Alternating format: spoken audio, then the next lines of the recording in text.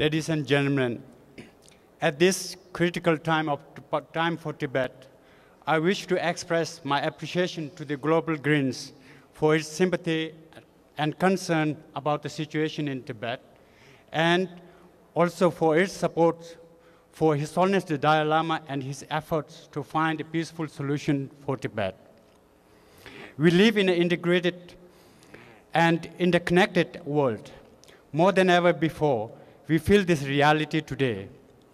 The new information technology and globalization have brought us much closer today. Happenings in one remote area, no matter how far it may be, affect all of us. Considering this reality and also taking into consideration of environmental concern, the situation in Tibet demands closer attention. Rapid melting of glacier and desertification of the vast grasslands on the Tibetan plateau contribute to the crisis of the global warming. Besides Tibet, the Tibetan plateau is a source of major rivers in Asia, which serves as a lifeline for millions of people.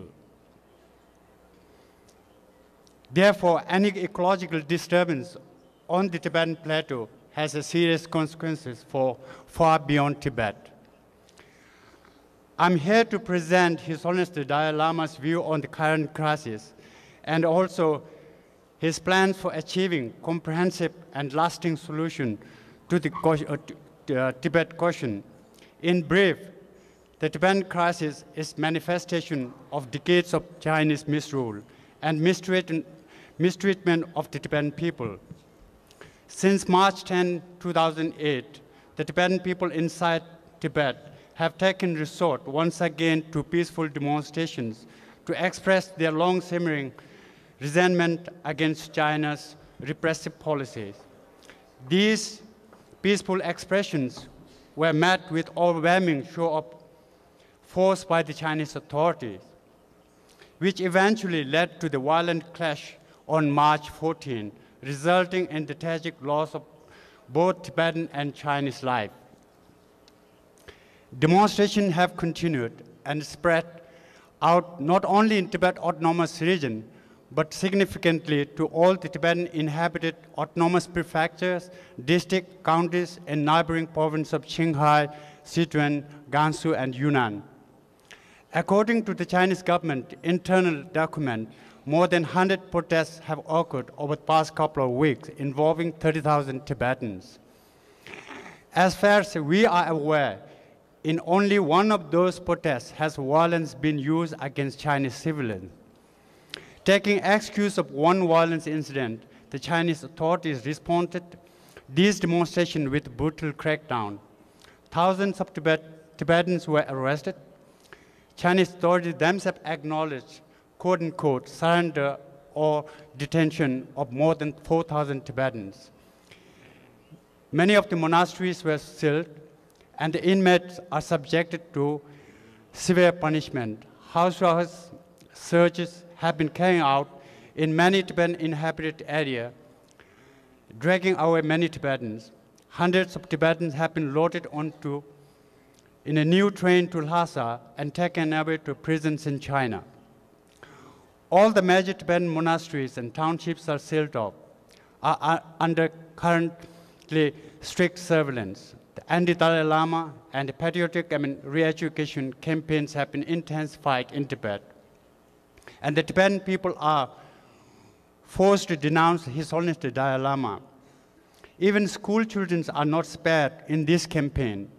Thousands of troops have been brought in to maintain a so-called stability, and the Tibetan plateau is virtually sealed off from the outside world. The situation unfolding in Tibet remains serious and is a source of immediate concern for us. We are grateful for the global outpouring of sympathy for what is occurring in Tibet. We are especially encouraged to see the hundreds of Chinese intellectuals in China have boldly signed an open letter condemning Beijing's response to the crisis. Many more Chinese have been showing sympathy through their write-ups in the internet blogs. We continue to ask the international community to press for immediate remedies for the sufferings of the Tibetan people. the most critical of which is access by journalists, diplomats, and humanitarian mission into Tibet. Chinese authorities are blaming the so-called Dalai clique, quote unquote, for inciting the demonstration. Such charges baseless. We are therefore asking for international impartial investigation of the true causes which led to the recent crisis. As far as overall issue of Tibet is concerned, the position of the His Holiness Dalai Lama remains unchanged. His commitment to the middle way is unwavering. His Holiness is not seeking for separation of Tibet from China or independence of Tibet, but rather genuine, meaningful autonomy for the Tibetan people. His Holiness is uncompromising in his commitment to nonviolence. His Holiness remains fully committed to a policy of engagement with China to resolve the issue of Tibet. Tibetan position entails a single ask, that we are able to maintain a distinctive Tibetan identity into the future. Central to this ask is a political right of autonomy. The other central point is that such autonomy must be provided to all Tibetans living in contiguous Tibetan areas, an area roughly defined by the geography of the Tibetan Plateau, governed by a single administrative unit under a single unified policy. We would like the international community to call for unconditional and substantial dialogue which could address the legitimate concern of the Tibetan people. Since 2002, envoys of His Holiness had 6 rounds of dialogue with Chinese counterpart, but unfortunately, this dialogue did not produce any tangible result. As you have read in the news, that 2 envoys of His Holiness are currently in China in response to the recent Chinese government expression publicly of their willingness to resume the dialogue. During this brief visit, envoys will take up the urgent issue of current crisis in the Tibetan areas. They will convey His Holiness' deep concern about Chinese authorities' handling of the situation and also provide suggestions to bring peace in the region. Since the Chinese leadership has indicated publicly, as well as in briefings given to foreign government, its position on the continuation of the dialogue, the envoys will raise the issue of moving forward on the process for mutually satisfactory solution to the issue of Tibet.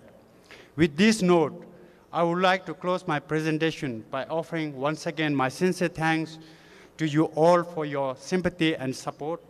I also like to thank the moderator for this opportunity. Thank you.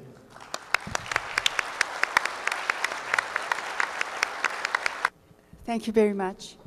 I just remembered, my younger brother is a Buddhist priest in Japan, and my late father was. And my younger brother met Dalai Lama last year at the temple near Hiroshima.